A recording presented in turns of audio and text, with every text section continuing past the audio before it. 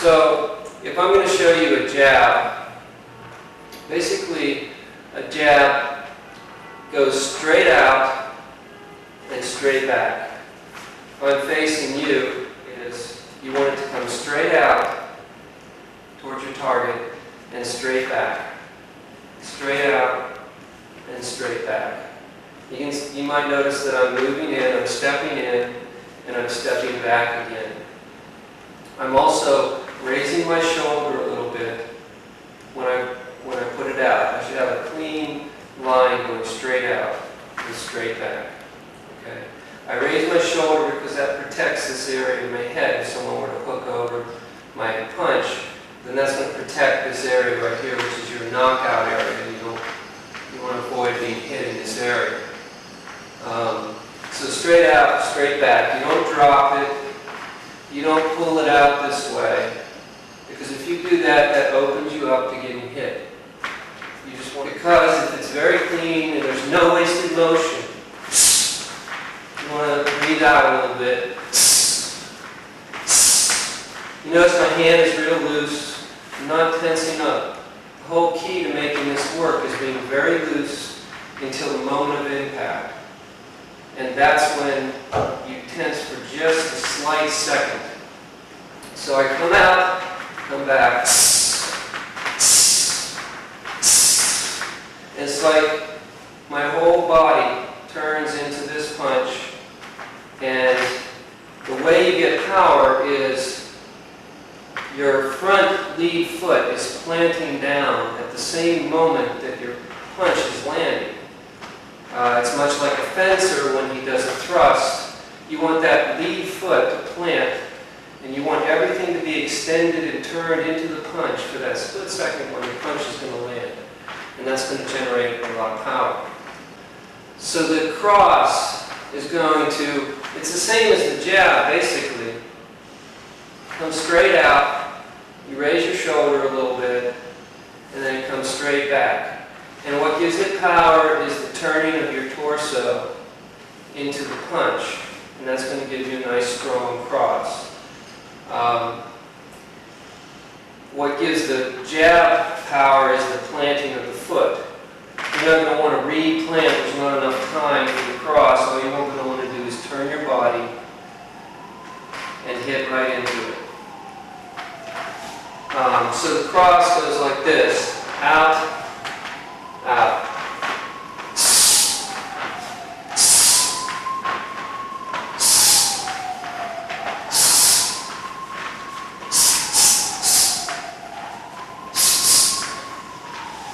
Okay, that's the cross.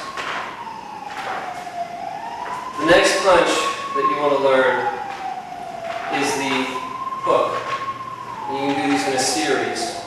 Basically, you go jab, cross, hook. Jab, cross, hook.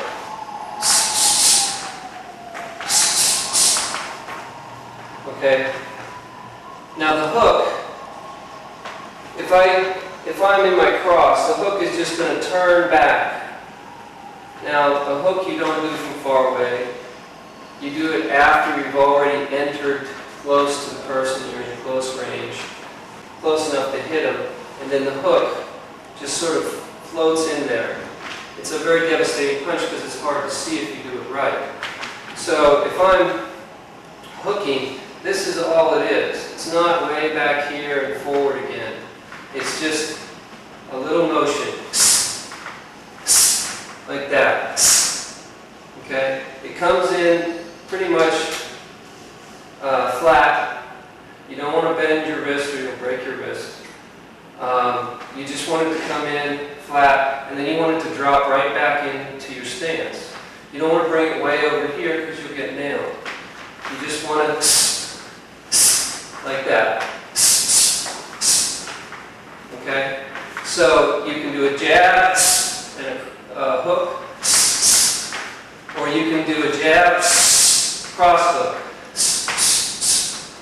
Okay, the cross automatically facilitates this turning back into the hook.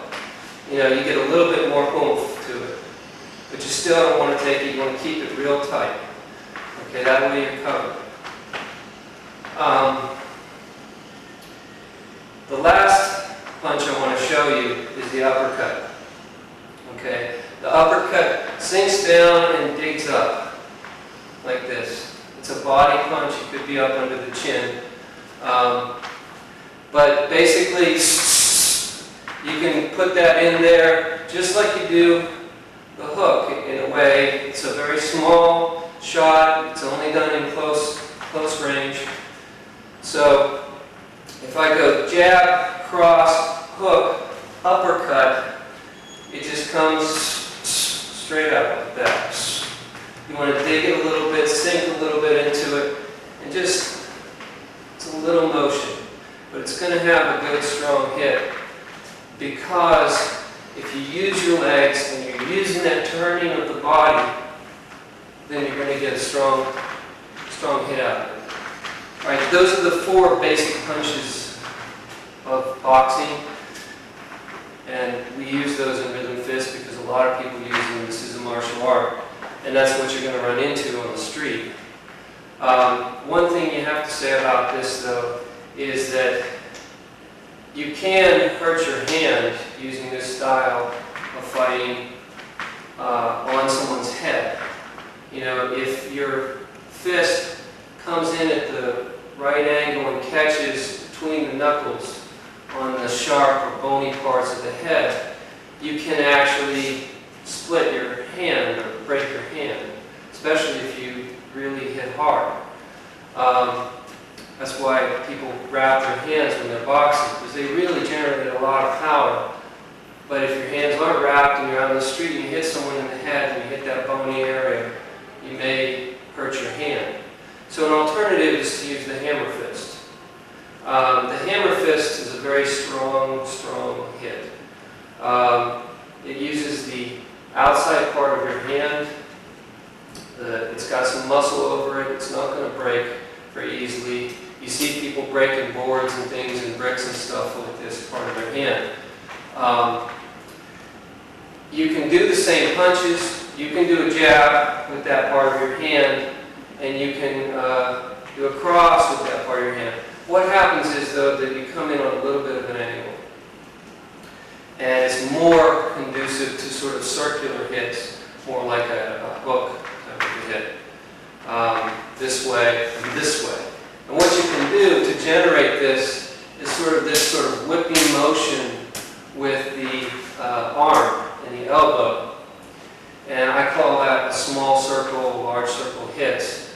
And basically, you can generate a tremendous amount of power, boom, to the head with this sort of a hit, using the hammer fist, hitting with that.